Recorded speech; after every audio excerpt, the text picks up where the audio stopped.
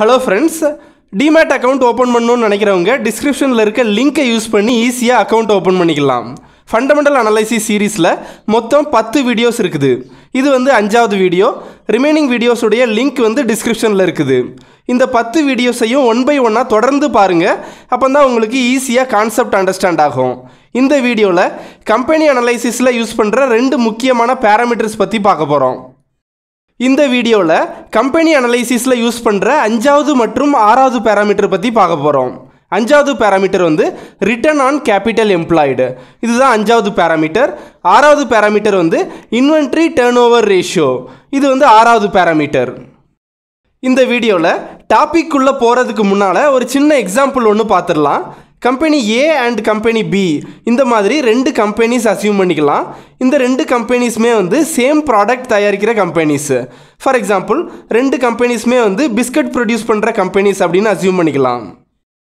Company A and company B இந்த ரெண்டு கம்பெனிஸுடைய ப்ரொமோட்டரும் வந்து பிஸ்னஸை ஸ்டார்ட் பண்ணுறதுக்கு இனிஷியலாக சேம் இன்வெஸ்ட்மெண்ட் தான் பண்ணியிருக்காங்க அப்படின்னு எடுத்துக்கலாம். For example company A and company B உடைய ப்ரொமோட்டர்ஸ் வந்து ரெண்டு பேருமே 1000 ரூபாய் செலவு பண்ணி பிஸ்னஸை ஸ்டார்ட் பண்ணியிருக்காங்க அப்படின்னு அசியூம் பண்ணிக்கலாம். கம்பெனி ஏ உடைய ப்ரொமோட்டர் வந்து பேங்க்ல இருந்து கடன் வாங்கலை, அவர்கிட்ட 1000 ரூபாய் இருக்குது. அதனால் அந்த 1000 ரூபாயை யூஸ் பண்ணி பிஸ்னஸை ஸ்டார்ட் பண்ணிடுறாரு. ஆனால் கம்பெனி பி உடைய ப்ரொமோட்டர்கிட்ட வந்து 800 ரூபாய் மட்டும்தான் வந்து கையில் இருக்குது. அதனால் மீதி 200 ரூபாய் வந்து பேங்க்ல இருந்து கடன் வாங்குறாரு.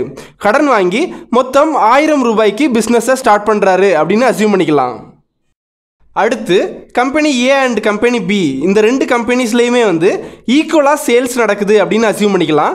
ஃபார் எக்ஸாம்பிள் ரெண்டு கம்பெனிஸ்லேயுமே வந்து இந்த வருடத்தில் 100 ரூபாய்க்கு சேல்ஸ் நடந்திருக்குது அப்படின்னு அசியூம் பண்ணிக்கலாம். ரெண்டு கம்பெனிஸுமே வந்து பில்டிங்ஸ், எக்யூப்மெண்ட்ஸ், மெஷினரிஸ் இந்த மாதிரி நான் கரண்ட் அசட்ஸில் சேம் இன்வெஸ்ட்மெண்ட் தான் பண்ணியிருக்காங்க. அதனால் அந்த அசட்ஸுடைய டிப்ரிஷியேஷன் அண்ட் அமார்டைசேஷன் வேல்யூ வந்து சேமாக தான் இருக்கும்.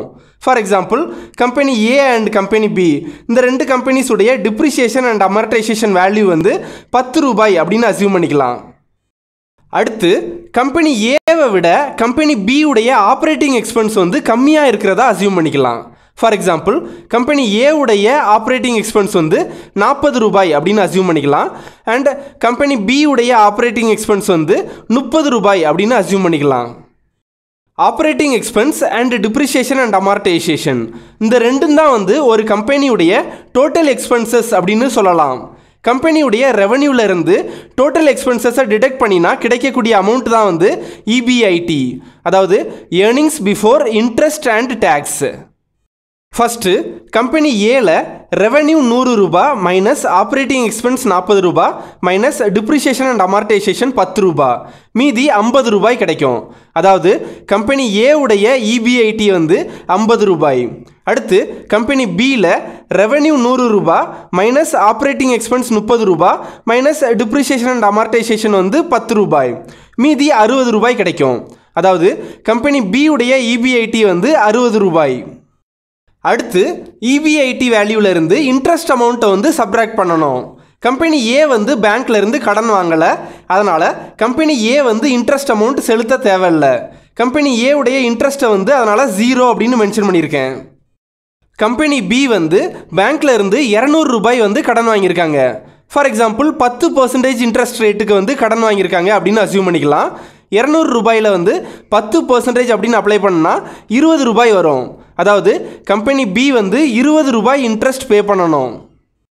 இபிஐடி வேல்யூலேருந்து இன்ட்ரெஸ்ட் அமௌண்ட்டை டிடெக்ட் பண்ணினா கிடைக்கக்கூடிய அமௌண்ட் தான் வந்து earnings before tax or profit before tax. Company A வந்து இன்ட்ரெஸ்ட் பே பண்ண தேவையில்லை. அதனால் கம்பெனி ஏ உடைய ப்ராஃபிட் பிஃபோர் டேக்ஸ் வந்து சேம் 50 ரூபாய் தான். ஆனால் கம்பெனி பி வந்து 20 ரூபாய் இன்ட்ரெஸ்ட் பே பண்ணணும்.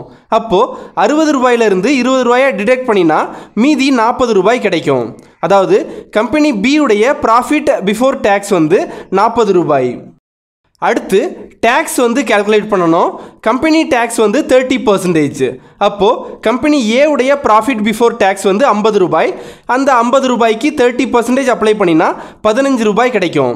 அதாவது கம்பெனி ஏ வந்து 15 ரூபாய் டேக்ஸ் பே பண்ணணும். அதே மாதிரி கம்பெனி பி உடைய ப்ராஃபிட் பிஃபோர் டேக்ஸ் வந்து 40 ரூபாய். அந்த 40 ரூபாய்க்கு வந்து 30% அப்ளை பண்ணினா 12 ரூபாய் கிடைக்கும். அதாவது கம்பெனி பி வந்து 12 ரூபாய் டேக்ஸ் பே பண்ணணும். ப்ராஃபிட் பிஃபோர் டேக்ஸில் இருந்து டேக்ஸ் அமௌண்ட்டை சப்ராக்ட் பண்ணினா கிடைக்கக்கூடியது தான் ப்ராஃபிட் ஆஃப்டர் டேக்ஸ். இதுதான் வந்து ஒரு கம்பெனியுடைய உண்மையான இன்கம் அப்படின்னு சொல்லுவாங்க. கம்பெனி ஏ உடைய ப்ராஃபிட் பிஃபோர் டேக்ஸ் வந்து 50 ரூபாய். 50 ரூபாயிலிருந்து 15 ரூபாய் டேக்ஸை சப்ராக்ட் பண்ணினா மீதி 35 ரூபாய் கிடைக்கும். அதாவது கம்பெனி ஏ உடைய ப்ராஃபிட் ஆஃப்டர் டேக்ஸ் வந்து 35 ரூபாய். அதே மாதிரி கம்பெனி பி உடைய ப்ராஃபிட் பிஃபோர் டேக்ஸ் வந்து 40 ரூபாய். 40 ரூபாயிலிருந்து 12 ரூபாய் டேக்ஸை சப்ராக்ட் பண்ணினா மீதி 28 ரூபாய் கிடைக்கும். அதாவது கம்பெனி பி உடைய ப்ராஃபிட் ஆஃப்டர் டேக்ஸ் வந்து 28 ரூபாய். இந்த எக்ஸாம்பிளில் கம்பெனி பியை விட கம்பெனி ஏ உடைய ப்ராஃபிட் ஆஃப்டர் டேக்ஸ் தான் வந்து அதிகமாக இருக்குது. அதனால் கம்பெனி ஏ தான் வந்து நல்ல எஃபிஷியண்ட்டான கம்பெனி அப்படின்னு பிளைண்டாக டிசைட் பண்ணிடக்கூடாது. ரெண்டு கம்பெனிஸுடைய ஆப்ரேஷனையும் நல்லா அனலைஸ் பண்ணி பாருங்கள். பொதுவாக எல்லா கம்பெனிஸுமே வந்து ஆப்ரேட்டிங் எக்ஸ்பென்ஸ் அப்படிங்கிற இடத்துல தான் வந்து தன்னுடைய ஆப்ரேட்டிங் எஃபிஷியன்சியை வந்து ப்ரூவ் பண்ணுறதுக்கு பார்ப்பாங்க. அதாவது நல்ல எஃபிஷியண்ட்டாக ஆப்ரேட் பண்ணுற ஒரு கம்பெனி வந்து முடிஞ்ச அளவுக்கு அவங்களுடைய ஆப்ரேட்டிங் எக்ஸ்பென்ஸை வந்து ரெடியூஸ் பண்ணுறதுக்கு பார்ப்பாங்க. அதனால் எப்போவுமே ஒரே ப்ராடக்டை ப்ரொடியூஸ் பண்ணுற ரெண்டு கம்பெனிஸை கம்பேர் பண்ணணும் அப்படின்னா ப்ராஃபிட் ஆஃப்டர் டேக்ஸ் அப்படிங்கிற அந்த டேர்மை யூஸ் பண்ணாதீங்க. அதுக்கு பதிலாக இபிஐடி அப்படிங்கிற அந்த டேர்மை யூஸ் பண்ணி கம்பெனிஸை வந்து கம்பேர் பண்ணுங்கள். எதனால் அப்படின்னா கம்பெனிஸ் வந்து இன்ட்ரெஸ்ட் அமௌண்ட் 10%, டேக்ஸ் 30%, இதெல்லாத்தையுமே வந்து கம்பல்சரியாக பே பண்ணி தான் ஆகணும். அதில் எந்த சேஞ்சுமே இருக்காது. அந்த இடத்துல வந்து கம்பெனிஸ் வந்து ஆப்ரேட்டிங் எஃபிஷியன்சியை வந்து ப்ரூவ் பண்ண முடியாது. அதனால் ப்ராஃபிட் ஆஃப்டர் டேக்ஸில் வந்து கம்பெனியுடைய ஆப்ரேட்டிங் எஃபிஷியன்சியை வந்து கண்டுபிடிக்க முடியாது. இந்த எக்ஸாம்பிளில் பார்த்தீங்க அப்படின்னா உங்களுக்கு தெரியும், கம்பெனி ஏ வந்து தான் இன்வெஸ்ட் பண்ணின 1000 ரூபாயிலிருந்து 50 ரூபாய் ப்ராஃபிட்டை வந்து ஜென்ரேட் பண்ணியிருக்காங்க. ஆனால் கம்பெனி பி வந்து தான் இன்வெஸ்ட் பண்ணின 1000 ரூபாயிலிருந்து 60 ரூபாய் ப்ராஃபிட்டை வந்து ஜென்ரேட் பண்ணியிருக்காங்க. அப்போது கம்பெனி பி உடைய ஆப்ரேட்டிங் எஃபிஷியன்சி தான் வந்து அதிகமாக இருக்குது. இந்த எக்ஸாம்பிளில் எஃபிஷியண்ட்டாக ஒர்க் பண்ணுற கம்பெனி பி வந்து சில வருடங்களில் தன்னுடைய கடனை வந்து ஈஸியாக செட்டில் பண்ணிடுவாங்க. அதனால் அந்த டைமில் வந்து கம்பெனி பி உடைய இன்ட்ரெஸ்ட் வந்து 0வாக மாறும். அதனால் கம்பெனி பி உடைய ப்ராஃபிட் பிஃபோர் டேக்ஸ் வந்து 60 ரூபாயாக இன்க்ரீஸ் ஆகும். 60 ரூபாய்க்கு 30% டேக்ஸ் அப்ளை பண்ணினா 18 ரூபாய் வரும். அதாவது கம்பெனி பி வந்து 18 ரூபாய் டேக்ஸ் வந்து பே பண்ணணும். பே பண்ணின பிறகு கம்பெனி பி உடைய ப்ராஃபிட் ஆஃப்டர் டேக்ஸ் வந்து 42 ரூபாயாக இன்க்ரீஸ் ஆகும்.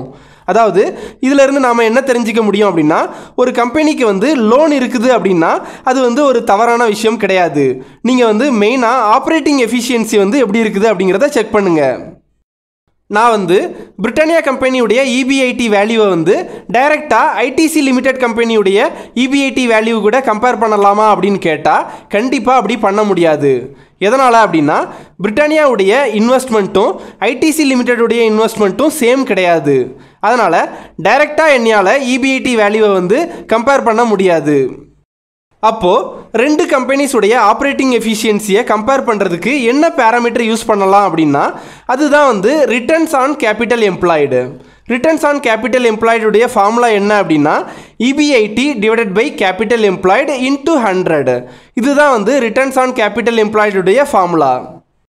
ரிட்டர்ன் ஆன் கேபிட்டல் எம்ப்ளாய்டு இந்த ஃபார்முலாவில் வந்து இபிஐடி அப்படின்னா என்ன அப்படிங்கிறது நமக்கு தெரியும். இபிஐடி வந்து எப்படி கால்குலேட் பண்ணுறாங்க அப்படிங்கிறது நமக்கு தெரியும். அதே மாதிரி கேபிட்டல் எம்ப்ளாய்டு அப்படின்னா என்ன, அதை எப்படி கால்குலேட் பண்ணுறாங்க அப்படிங்கிறத பார்க்கலாம்.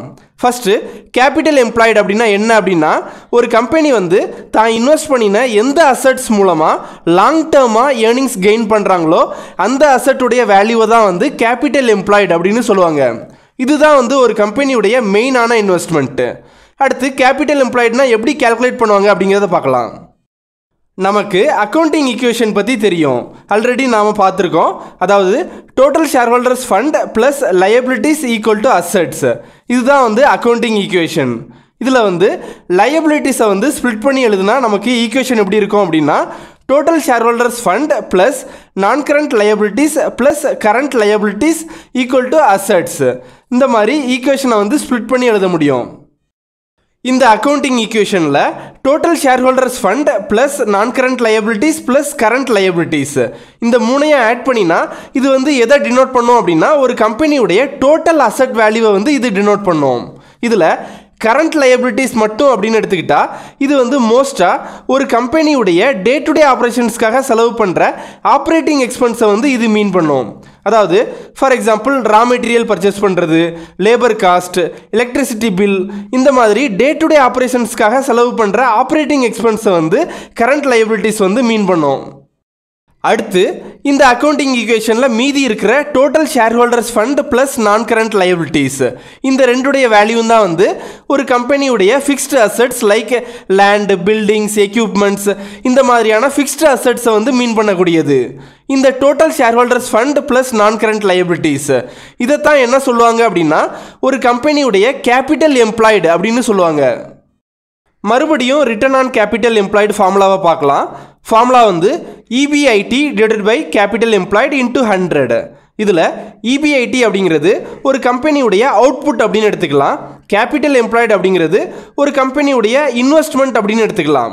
அதனால் இந்த பேராமீட்டர் மூலமாக நாம் என்ன தெரிஞ்சிக்க முடியும் அப்படின்னா ஒரு கம்பெனியுடைய ப்ராஃபிட் கிரியேட் பண்ணக்கூடிய எஃபிஷியன்சியை வந்து நாம் இந்த பேராமீட்டர் மூலமாக தெரிஞ்சிக்க முடியும். மணி கண்ட்ரோல் வெப்சைட்டில் இருந்தும் நாம் டைரெக்டாக ரிட்டர்ன் ஆன் கேபிட்டல் எம்ப்ளாய்டு அப்படிங்கிற டேட்டாவை வந்து நாம் தெரிஞ்சிக்க முடியும். நான் வந்து ஒரு சின்ன மாறுதலுக்காக screener.in அப்படிங்கிற வெப்சைட்டை வந்து ஓப்பன் பண்ணியிருக்கேன். screener.in வெப்சைட் ஓப்பன் பண்ணிவிட்டு அதில் சர்ச் பாரில் வந்து பிரிட்டானியா அப்படின்னு டைப் பண்ணிவிட்டு சர்ச் கொடுக்குறேன். இந்த மாதிரி பிரிட்டானியா இண்டஸ்ட்ரீஸ் லிமிடெடுடைய டேட்டாஸ் வந்து ஓப்பன் ஆகும்.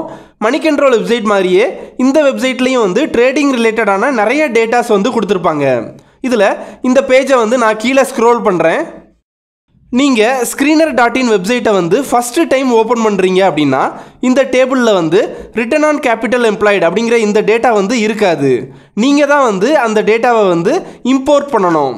இந்த டேபிளில் உங்களுக்கு என்னென்ன டேட்டாஸ் வேணுமோ அந்த டேட்டாஸை வந்து இந்த எடிட் காலம் அப்படிங்கிற லிங்கை யூஸ் பண்ணி உங்களுக்கு பிடிச்ச மாதிரி இந்த டேபிளை வந்து மாற்றி அமைச்சிக்க முடியும்.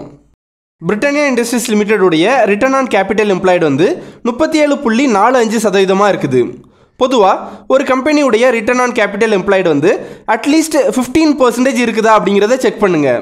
சப்போஸ் 15%க்கு கம்மியாக இருக்குது அப்படின்னா அதை வந்து நெகட்டிவ் சைனாக எடுத்துக்கணும். பிரிட்டானியா இண்டஸ்ட்ரீஸ் லிமிடெடை பொறுத்த வரைக்கும் 15%க்கு அதிகமாகவே இருக்குது. அதனால் இந்த பேராமீட்டர் வந்து பிரிட்டானியா இண்டஸ்ட்ரீஸ் லிமிடெடுக்கு இது வந்து பாசிட்டிவ் சைன்.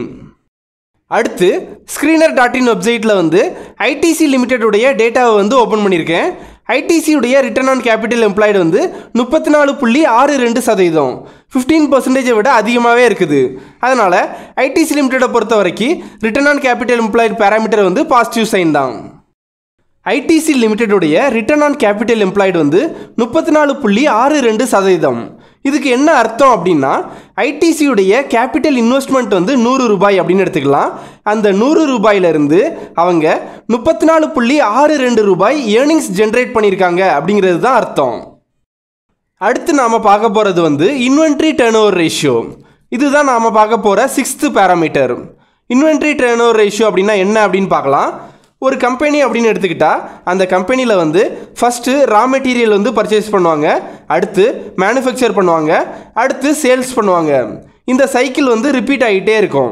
இந்த சைக்கிள் வந்து ஒரு வருடத்துக்குள்ளே அந்த கம்பெனியில் வந்து எத்தனை தடவை ரிப்பீட் ஆகுதோ அதுதான் வந்து inventory turnover ratio. For example, நான் ஒரு சூப்பர் மார்க்கெட் வச்சுருக்கேன் அப்படின்னு அசியூம் பண்ணிக்கலாம். அந்த சூப்பர் மார்க்கெட்டில் ஃபஸ்ட்டு நான் வந்து ப்ராடக்டை ஃபில் பண்ணி வைப்பேன், அந்த ப்ராடக்டை வந்து கஸ்டமருக்கு சேல்ஸ் பண்ணுவேன், மறுபடியும் ப்ராடக்டை வந்து ஃபில் பண்ணி வைப்பேன், மறுபடியும் சேல்ஸ் பண்ணுவேன். இந்த சைக்கிள் வந்து ஒரு வருடத்துக்குள்ளே எத்தனை தடவை நடக்குதோ அதுதான் வந்து inventory turnover ratio. For example, ITC லிமிடெடுடைய இன்வென்ட்ரி டர்ன்ஓவர் ரேஷியோ வந்து 10 அப்படின்னு அசியூம் பண்ணிக்கலாம். இதுக்கு என்ன அர்த்தம் அப்படின்னா ஐடிசியில் வந்து மேனுஃபேக்சரிங் அண்ட் சேல்ஸ் இந்த சைக்கிள் வந்து 10 டைம்ஸ் நடந்திருக்குது அப்படிங்கிறது தான் அர்த்தம். இந்த இன்வென்ட்ரி டர்ன்ஓவர் ரேஷியோவை வந்து எப்படி அனலைஸ் பண்ணுறது அப்படிங்கிறத பார்க்கலாம். ஒவ்வொரு வருடமும் வந்து இன்வென்ட்ரி டர்ன்ஓவர் ரேஷியோ வேல்யூ வந்து கிராஜுவலாக இன்க்ரீஸ் ஆச்சுது அப்படின்னா அதை வந்து பாசிட்டிவ் சைனாக எடுத்துக்கலாம். சப்போஸ் வேல்யூ வந்து கான்ஸ்டண்ட்டாக சேம் லெவலில் மெயின்டைன் ஆகுது அப்படின்னா அதை வந்து அக்செப்ட் பண்ணிக்கலாம். ஆனால் இன்வென்ட்ரி டர்ன்ஓவர் ரேஷியோ வேல்யூ வந்து கிராஜுவலாக டிக்ரீஸ் ஆச்சுது அப்படின்னா அது வந்து நெகட்டிவ் சைன் அந்த கம்பெனிக்கு. மணி கண்ட்ரோல் வெப்சைட்டை வந்து ஓப்பன் பண்ணியிருக்கேன். அதில் மாருதி சுசுகி அப்படின்னு டைப் பண்ணிவிட்டு சர்ச் கொடுக்குறேன். மாருதி சுசுகியுடைய டேட்டாஸ் வந்து ஓப்பன் ஆகிருக்குது. அதில் ஃபினான்ஷியல் அப்படிங்கிற லிங்க்கை வந்து கிளிக் பண்ணுங்கள். அந்த ஃபினான்ஷியலை வந்து கிளிக் பண்ணிங்க அப்படின்னா இந்த மாதிரி கீழே நிறைய லிங்க் வந்து ஓப்பன் ஆகும். அதில் ரேஷியோ அப்படிங்கிற லிங்க்கை வந்து கிளிக் பண்ணுங்கள். இந்த மாதிரி மாருதி சுசுகியுடைய நிறைய இம்பார்ட்டண்ட் ஃபினான்ஷியல் ரேஷியோஸ் வந்து இதில் இருக்கும். நாம் இதுக்கு முன்னால் பார்த்த return on capital employed, current ratio, இந்த பேராமீட்டர்ஸ்லாம் கூட இதில் மென்ஷன் பண்ணியிருப்பாங்க. இதில் மாருதி சுசுகியுடைய இன்வென்ட்ரி டர்ன் ஓவர் ரேஷியோவை வந்து மென்ஷன் பண்ணியிருக்காங்க. இயர் 2019 வந்து 25.87 இருந்த இன்வென்ட்ரி டர்ன் ஓவர் ரேஷியோ வந்து 2020 வந்து 23.52 டிக்ரீஸ் ஆகிருக்குது. அதுக்கு முன்னால் வந்து இன்வென்ட்ரி டர்ன் ஓவர் ரேஷியோ வந்து ஓரளவு கான்ஸ்டண்ட்டாக தான் இருந்திருக்குது. லாஸ்ட் 2 இயர்ஸாகவே வந்து இந்தியன் ஜிடிபி வந்து டவுனில் தான் இருக்குது. அதனால் வந்து ஓவரால் ஆட்டோமொபைல் இண்டஸ்ட்ரியே வந்து டவுனாக தான் இருக்குது. இப்போதைக்கு 2020 வந்து inventory turn over ratio reduce ஆனதுக்கு இதுவும் கூட ஒரு ரீசனாக இருக்கலாம். என்னையை பொறுத்த வரைக்கும் இந்தியன் ஜிடிபி வந்து டவுனில் இருக்கச்சில கூட இன்வென்ட்ரி டர்ன் ஓவர் ரேஷியோ வந்து ஓரளவுக்கு நல்லா தான் மெயின்டைன் பண்ணியிருக்காங்க. அதனால் இந்த பேராமீட்டர் பொறுத்த வரைக்கும் மாருதி சுசுகிக்கு வந்து இது வந்து பாசிட்டிவ் சைனாகவே எடுத்துக்கலாம். அடுத்து டிமார்ட்டுடைய டேட்டாவை வந்து ஓப்பன் பண்ணியிருக்கேன். இன்வென்ட்ரி டர்ன் ஓவர் ரேஷியோ பொறுத்த வரைக்கும் சர்வீஸ் செக்டார்ஸ்க்கு வந்து அப்ளை ஆகாது. மோஸ்ட்டாக வந்து FMCG companies, super market, manufacturing companies, இந்த மாதிரியான கம்பெனிஸ்க்கு மட்டும்தான் வந்து இன்வென்ட்ரி டர்ன் ஓவர் ரேஷியோ வந்து அப்ளிகபிள் ஆகும். டிமார்ட்டுடைய இன்வென்ட்ரி டர்ன் ஓவர் ரேஷியோ வந்து ஓரளவு கான்ஸ்டண்ட்டாக தான் மெயின்டைன் பண்ணியிருக்காங்க. அதனால் இந்த பேராமீட்டர் வந்து டிமார்ட்டுக்கு ஒரு பாசிட்டிவ் சைனாகவே எடுத்துக்கலாம். சப்போஸ் 2 கம்பெனிஸ் வந்து சேம் டைப் ஆஃப் ப்ராடக்ட் வந்து ப்ரொடியூஸ் பண்ணுறாங்க அப்படின்னா அந்த 2 கம்பெனிஸையும் வந்து நாம் இந்த இன்வென்ட்ரி டர்ன் ஓவர் ரேஷியோ அப்படிங்கிற பேராமீட்டர் மூலமாக நாம் கம்பேர் பண்ணிக்கலாம். 2 கம்பெனிஸை வந்து கம்பேர் பண்ணுறதுக்கு ரிட்டர்ன் ஆன் கேபிட்டல் எம்ப்ளாய்டு அப்படிங்கிற பேராமீட்டர் மாதிரியே இந்த பேராமீட்டரும் ஒரு நல்ல பேராமீட்டர் தான். நம்மளுடைய சேனலில் வந்து பேசிக்ஸ் ஆஃப் ஸ்டாக் மார்க்கெட் அப்படிங்கிற கான்செப்டில் 8 வீடியோஸ் வந்து மொத்தம் அப்லோட் பண்ணியிருக்கோம். அந்த 8 வீடியோஸும் உங்களுக்கு ஷேர் மார்க்கெட்டில் யூஸ் பண்ணுற பேசிக்கான டேர்ம்ஸை அண்டர்ஸ்டாண்ட் பண்ணுறதுக்கு ரொம்ப உதவியாக இருக்கும். அந்த வீடியோஸுடைய லிங்க் வந்து டிஸ்கிரிப்ஷனில் இருக்குது. இந்த வீடியோவில் உங்களுக்கு ஏதாவது டவுட் இருந்தது அப்படின்னா நீங்கள் வந்து தாராளமாக கமெண்ட் பண்ணலாம், நான் வந்து ரிப்ளை பண்ணுறேன்.